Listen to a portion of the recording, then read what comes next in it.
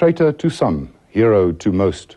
Bram Fischer was one of the first Afrikaners who turned his back on Afrikaner nationalism and joined the fight for freedom and democracy. He paid a very heavy price for this.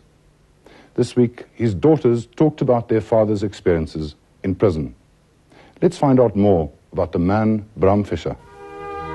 Bram Fischer was born in 1908 on a farm near Bloemfontein. He came from a well-known legal family. His father, Pieter Ulrich Fischer, was judge-president of the Free State, and his grandfather, Bram Fischer, had been a cabinet minister in the Union of South Africa. Bram went to Grey College and then on to University of the Free State to study law. A highlight of his career was playing in a team against the All Blacks in 1929. And he was also the first nationalist president of the Student Parliament. He seemed a model Afrikaner. But when did his ideas change, setting him on a path far removed from that of his fellow Afrikaners? In the 1930s, he went to Oxford as a Rhodes Scholar. He travelled Europe and visited Russia. He came back to South Africa in 1937 and opened his first practice. He married Molly Krieger and had 3 children. He moved fast in the Communist Party and by 1946 was chairman of the Central Committee. The nationalist government came into power in 1948 and the party was banned in 1951. And Molly and Bram were both served with banning orders. But he was constantly at work for the party, this time as an underground organization. When the Congress of the People, the forerunner of the ANC, adopted the Freedom Charter at Kliptown in 1955, Bram and Molly watched from a koppie in the distance. This led to the treason trial. It was the first big political trial that Bram defended. 56 people were accused, but were all acquitted. Bram continued both with his commercial work and with his political work. And then in July 1963, Leliesleaf Farm in Rivonia was raided, and it was just by chance that Bram missed that arrest. He was asked to defend what became known as the Rivonia Trialists. He didn't want to defend them, but was persuaded because he was an Afrikaner and could argue on the basis of someone who understood a people's birthright. President Mandela, Walter Sisulu, Govan Mbeki and Ahmed Kathrada were amongst the 8 sentenced to life imprisonment. Many people had expected the death sentence. In September 1964, Fischer was arrested and charged under the Suppression of Communism Act. After handling a case in London, he returned to South Africa and then skipped bail.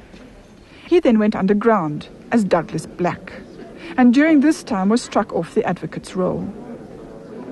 He was only captured when a colleague was severely tortured and gave away his whereabouts. Then he was charged on 15 counts. These ranged from sabotage to fraud to contravening the Suppression of Communism Act. It was during his trial on March the 28th, 1966, that Bram Fischer made a 3.5-hour speech from the dock in the Pretoria Supreme Court.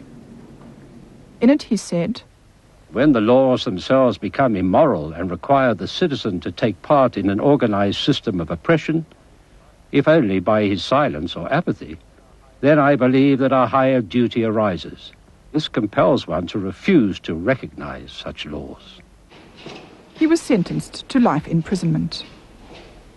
This past week, his daughters ILSE and RUTH testified before the Commission on his treatment in prison. There seemed to be a very determined effort to humiliate and undermine Bram. The man who was in charge of their section, a man called Dupree, seemed to take particular delight in trying to humiliate him. He cut Bram's hair short. He made Bram wear clothes that were far too big for him. He made Bram wash the toilets on his knees with a rag endlessly. And I think that there was a general sense that Bram particularly was targeted because he, as an Afrikaner, was the real pariah. He was the traitor to the folk.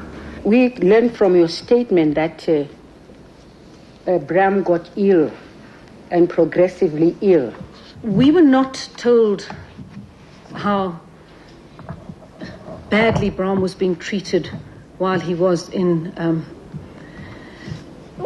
ill, because We only at that stage were getting information from him, and he always tried to underplay what was happening to him. But when we'd had 2 visits with him some weeks apart, and in both he was on crutches and in great pain, we realized that he just wasn't getting treatment. On the 6th of November, Bram fell while trying to shower on his crutches. On the 7th of November, he asked to see a doctor who didn't come.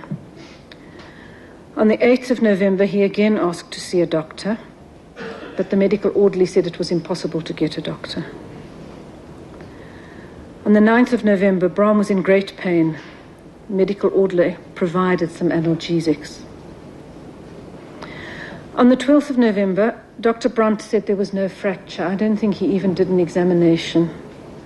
But Bram was still in tremendous pain, which continued onto the 13th and the 14th. Finally, on the 15th of November, 9 days after the fall, Bram again saw Dr. Brandt, and an X-ray was at last done. The radiographer identified a fracture of the femur. On the 16th of November, Bram was seen by a specialist who confirmed the fracture and advised hospitalization. On the 19th of November, 13 days after the fall and probable fracture, and 4 days after the fracture was diagnosed, Bram was eventually admitted to the HF Verwoerd Hospital. Thereafter, he was diagnosed with secondary cancer. The authorities then relented and placed him under his brother's custody. Bram Fischer died in May 1975.